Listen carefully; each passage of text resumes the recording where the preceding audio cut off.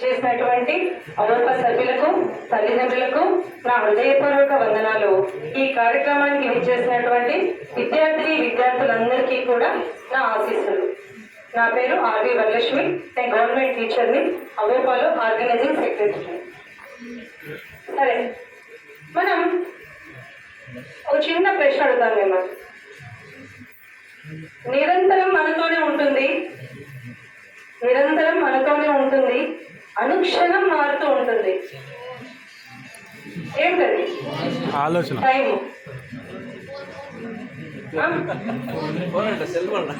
చెప్పాలి గట్టిగా. సెల్ ఫోనా? వస్తుంది. ఏమంటే చాలా అప్డేట్స్ వస్తున్నాయి. ఫస్ట్ మామూలు ఫోను, మళ్ళీ టచ్ ఫోను, తర్వాత ఇంకా పోర్టబుల్ ఇవన్నీనా? చెప్పండి, ఇంకా చెప్పచ్చు, నో ప్రాబ్లం.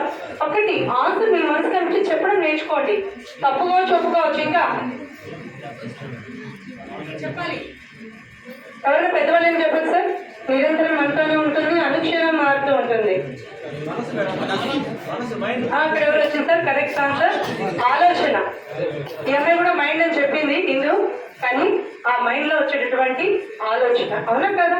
నిరంతరం మనతోనే ఉంటుంది, అనుక్షణం మారుతూ ఉంటుంది. ఇప్పుడు చూడండి, ఫస్ట్ అబ్బాయిలు ఎక్కడ కూర్చోబెట్టాము, అమ్మాయిలు ఎన్నికి పంపించాము. మా ప్లానింగ్ అలా ఉండింది. కానీ ఇప్పుడు ఏమైంది? మెంబర్స్ వచ్చే కొద్దీ వాళ్ళు ఇక్కడికి మార్చుకుంటూ పోయాము. అలా చేయలేదు అనుకోండి, పెద్దవాళ్ళు కింద కూర్చోవాలి, పిల్లలు పైన ఉంటారు. అది కరెక్టా? కాదు కదా. అంటే సందర్భానికి అనుగుణంగా మన ఆలోచన కూడా మారుతూ ఉంటుంది. ఆ తీసుకునే నిర్ణయం అనేది కూడా మనం కరెక్ట్ గా తీసుకోగలగాలి. అవునా కదా? మరి అటువంటిప్పుడు ఈ ఆలోచన అనేది మనకు భగవంతుడు ఇచ్చినటువంటి వరం. ఆలోచన లేకుంటే చేయగలమా ఏ పనైనా? మనకు జంతువులకు తేడా ఏంటి? వాడికి ఆలోచన శక్తి ఉంటుందా? మన మాదిరి ఉంటుంది, ఎంతో కొంత. కానీ మన మాదిరి దాన్ని ఎక్స్ప్రెస్ చేసేటువంటిది ఉంటుందా? ఉండదు. మరి మనకు భగవంతుడు ఇచ్చినటువంటి గొప్ప వరం ఆలోచన శక్తి.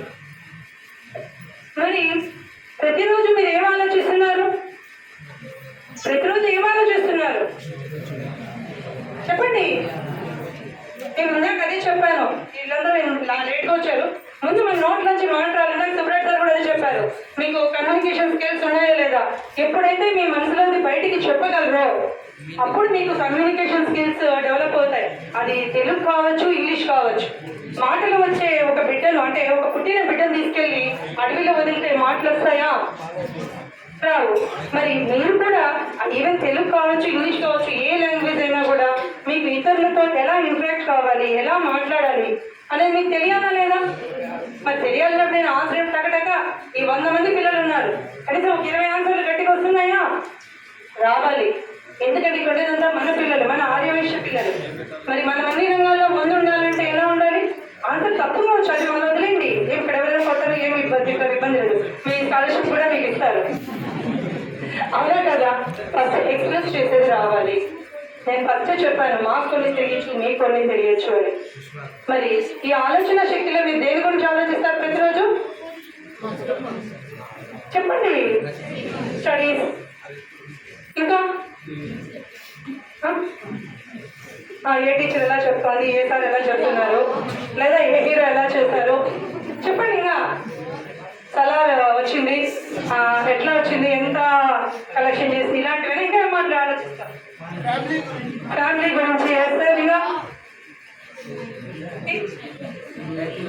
ఫ్యూచర్ గురించి, రైట్, ఫ్యూచర్ గురించి, మీ భవిష్యత్తు, మీ స్టడీస్, ఇవైనా ఇంకేమైనా ఉన్నాయా? ఆలోచించేది మీ స్టడీస్, మీ ఫ్యూచర్. మరి మీరు చేసేటటువంటి ఆలోచనలే మీకు ఒక కొత్త జీవితాన్ని అందిస్తాయి. అవునా కదా? మరి ఆ కొత్త జీవితం మంచి ఆలోచనలు చేస్తూ వస్తాయా, చెడు ఆలోచనలు చేస్తూ వస్తాయా? పుస్తకం పక్కన పెట్టి సినిమా పోదామంటే కరెక్టా? ప్రతి ఒక్కటి కూడా పాజిటివ్ థింకింగ్ అనేది ఉండాలి. ఏముండాలి? Positive thinking. అయితే థింకింగ్ ఉంటేనే సరిపోయిందా? ఆలోచన కాదు ముఖ్యం. నెక్స్ట్ ముఖ్యమైనది ఏంటి? ఆచరణ. ఇప్పుడు బాగా చెప్పేస్తున్నారు, అర్థమైందా? కొండంత ఆలోచన కంటే గోరంత కార్యాచరణ ముఖ్యం. ఆలోచన చిన్నదే కావచ్చు. ఇప్పుడు ఇందాక సత్యనారాయణ సార్ చెప్పారు, ఈ ప్రోగ్రామ్ మీరు అరేంజ్ చేస్తున్నామంటే దాని వెనకాల ఎంత కష్టం ఉంటుందో. ఇంతవరకు ఇప్పుడు ఎన్ని సంవత్సరాలు, దాదాపు చాలా సంవత్సరాల నుంచి ఇస్తున్నారు. మన అవోపా ఏర్పడి దాదాపు 25 సంవత్సరాలు పూర్తయింది. 24 సంవత్సరాలు స్కాలర్షిప్స్ ఇచ్చింది ఒక ఎత్తు అయితే, ఈ సంవత్సరం ఇచ్చింది ఒక ఎత్తు. దాని వెనుక అందరూ కృషి దాగి ఉంది. ఇక్కడ ఉన్న వాళ్ళందరినీ గట్టిగా ఒకసారి చప్పట్లు కొట్టాలి కోరుతున్నట్ట.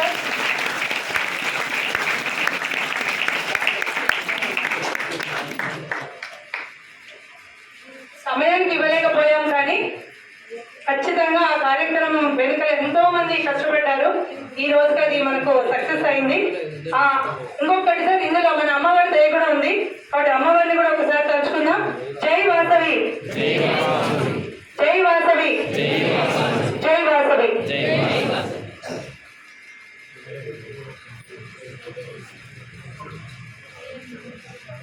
మరి ఆలోచన కార్యాచరణలో మీరు ఏది నిర్లక్ష్యం చేసినా కూడా విజయం సాధిస్తారా? సాధించలేరు. మరి పాజిటివ్ థింకింగ్ ఉండాలి. నెగిటివ్ థింకింగ్ ఉందా ఎవరికైనా మీలో? ఉందా? ఎవరికి లేదా? కానీ నేను ఒప్పుకోనండి, ఖచ్చితంగా ఉంటుంది. ఏమవుతుందంటే మార్కులు క్లాస్లో కొంచెం వరకు ఎక్కువ వచ్చినాయంటే మరి నేను ఇంత కష్టపడి చదివా ఇంకా నాకు రావులే అదే నెగిటివ్ థింకింగ్. అవునా కదా? నెగిటివ్ థింకింగ్ అంటే ఏదో కాదు. ఆ విధమైనటువంటి థింగ్ మనం చేయకుండా, లేదు కష్టపడి చదువు ఏదో ఇప్పటికి ఇట్లా అయిపోయింది, మన మంచిగా నెక్స్ట్ మళ్ళీ తెచ్చుకుందాం, అట్లా పాజిటివ్ థింకింగ్ కావాలి. మరి నేను కొన్ని మాటలు చెప్తాను, అది ఎవరైనా శ్రద్ధగా వినండి.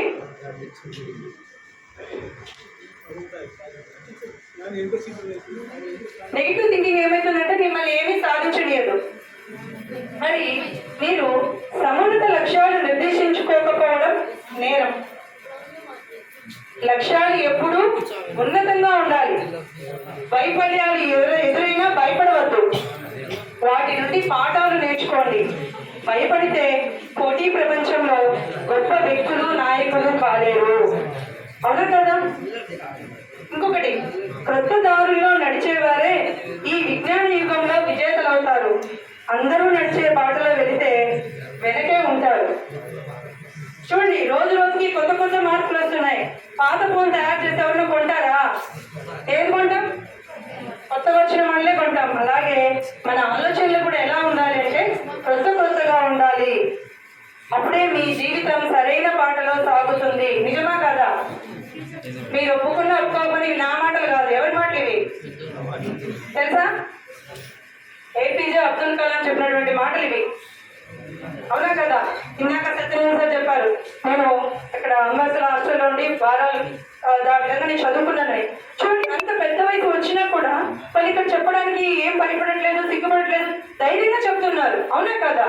కానీ ఫస్ట్ స్టార్టింగ్ లో కొంతమంది పిల్లలు వచ్చి ఇక్కడ మాట్లాడారు అంటే తడబడ్డారు, మాట్లాడడానికి సంకోచించారు.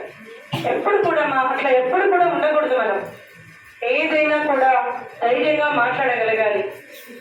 అవునా కదా?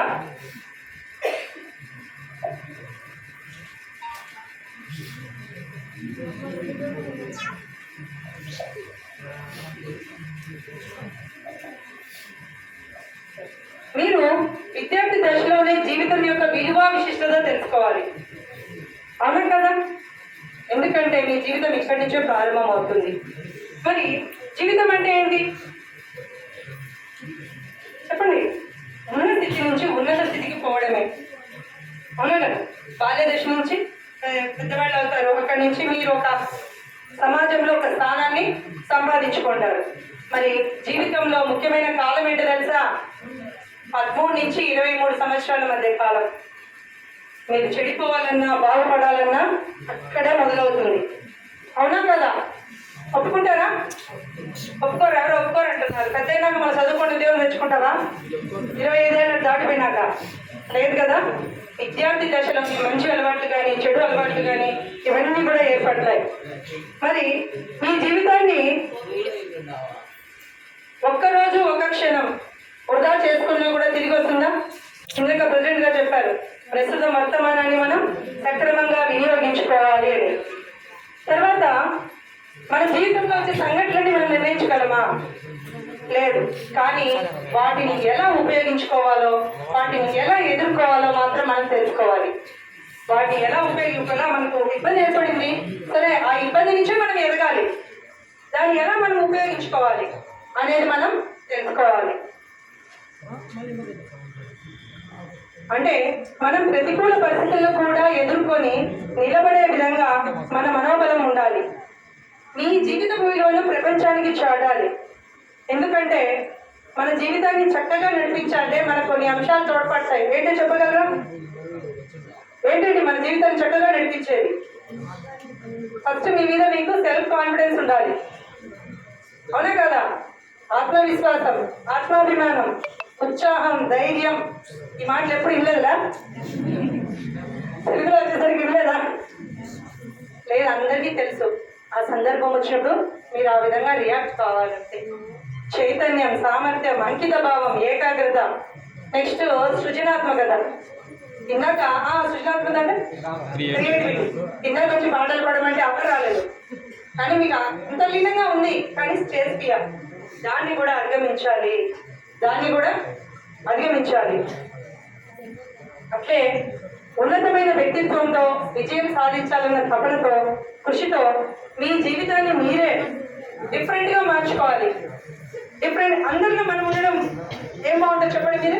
మనకంటూ ఒక ప్రత్యేక స్థానాన్ని మనం సాధించుకోవాలి. మరి మనం ఆదర్శంగా ఉండాలంటే కొన్ని విలువలు కూడా పాటించాలి. విలువలు కూడా ఉండాలి మనకి. ఓర్పుతో ఉండడం, నిజాయితీగా ఉండడం, న్యాయం, ధర్మం, నీతి నియమాల్ని పాటించడం. ఇవన్నీ మేడం చాలా బోర్ కొడుతుంది అనిపిస్తుందా మీకు ఏమన్నా? ఈ మేడం ఏంది ఈ విషయాలన్నీ చెప్తాందని? లేదమ్మా, ఇప్పటి చదువులు ఎలా ఉన్నాయంటే ఇందాక సార్ చెప్పినట్టు ట్యూబ్లైట్ బిగించమంటే మెకానిక్ వస్తాడు, ఫోన్ చేయటట్టు ఉంది. చిన్న చిన్న పనికి కూడా ఇతరుల మీద ఆధారపడుతున్నాం. పెద్ద పనులు ఎవరు చేయమనం, కానీ మనకు చేతనైన పనులు ఇంట్లో అమ్మకు కానీ నాన్నకు కానీ ఏదైనా అవసరమైనప్పుడు ఖచ్చితంగా మీరు సహాయం చేయాలి. ఎంతసేపు చదివే కాదు, మీరు చదివిన తర్వాత ఆ చదువు మీరు దేనికి పనికి రావాలి? సమాజంలో బతకడానికి పనికి రావాలి. మరి సమాజంలో బతకలేకుండా అది ఒక ఎగ్జాంపుల్ కూడా ఉంది. ఒక అబ్బాయిని, సాఫ్ట్వేర్ అబ్బాయిని మార్కెట్కి ఎప్పుడు పంపలేదు వాళ్ళమ్మ. ఎప్పుడు చదువు మీదనే శ్రద్ధ పెట్టేది. పోయి కరివేపాకు తీసుకురాబోని నేను పంపించింది. ఎంత ఏమని చెప్పలేదు. వాడిపై 4 మూటలు తీసుకొచ్చాడు. వాడు ఎంత చదువుకుంటే ఏం లాభం అండి? అంటే అబ్బాయి అంటే జనరల్ జరిగేది వాస్తవంగా అదే ఉంది సమాజంలో. పేరెంట్స్ కూడా ఒకసారి మా అందరూ కూడా దృష్టిలో పెట్టుకోవాలి. పిల్లలు చదువుతున్నారు నేను కాకుండా వాళ్ళకి చిన్న చిన్న పనులు చెప్పడానికి కూడా అలవాటు చేయాలి. మన కరోనా వచ్చినప్పుడు కూడా చాలా మంది పేరెంట్స్ ఇబ్బంది పడ్డారు. తల్లికి తండ్రికి కరోనా వచ్చింది, ఇంట్లో పిల్లలు ఉన్నారు, అమ్మాయి కావచ్చు, ఒక అమ్మాయి ఉందనుకోండి. మా ఫ్రెండ్ వాళ్ళ జరిగింది నేను చెప్తున్నాను. తనకు కాఫీ పెట్టుకోవడం కూడా రాదు. వాళ్ళిద్దరేమో హాస్పిటల్లో ఉన్నారు. ఇప్పుడు అమ్మాయికి ఏంటి పరిస్థితులు అన్నీ ఉన్నాయి. దాదాపు ఇంటర్ ఏజ్. చెప్పండి ఒకసారి, అవునా కదా? చిన్న చిన్న పనులు నేర్చుకుంటూ ఉంటే అవి నీకే ఉపయోగపడతాయి. అవునా కదా?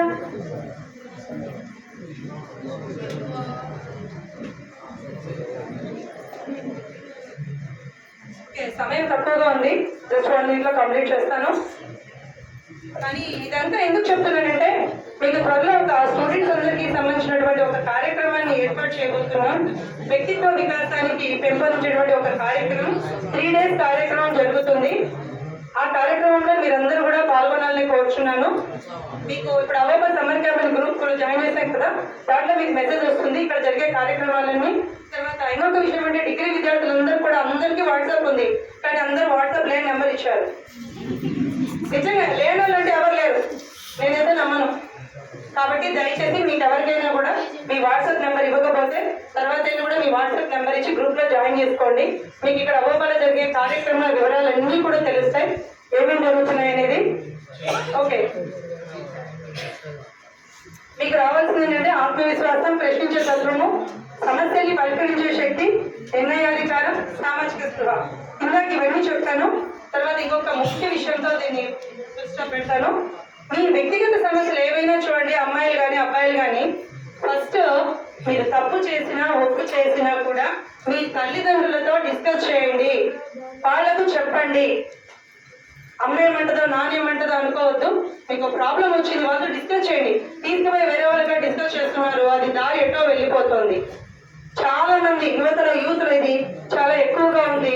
ఇలాంటిది మాత్రము చేయొద్దు ప్లీజ్. ఎందుకంటే భయంతో సమస్యని దాపరికం చేస్తే అది మరింత పెద్ద సమస్యగా మారుతుంది.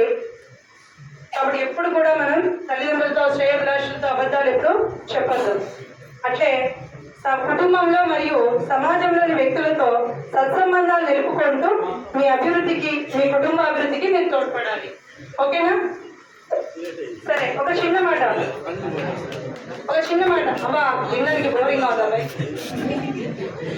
ఏం లేదు కానీ 1 minute వీళ్ళకి ఉపయోగం పడేది. ఇప్పుడు తొందరలో అందరికి ఏం రాబోతున్నాయి? ఎగ్జామ్స్ అంటే భయపడుతున్నారా?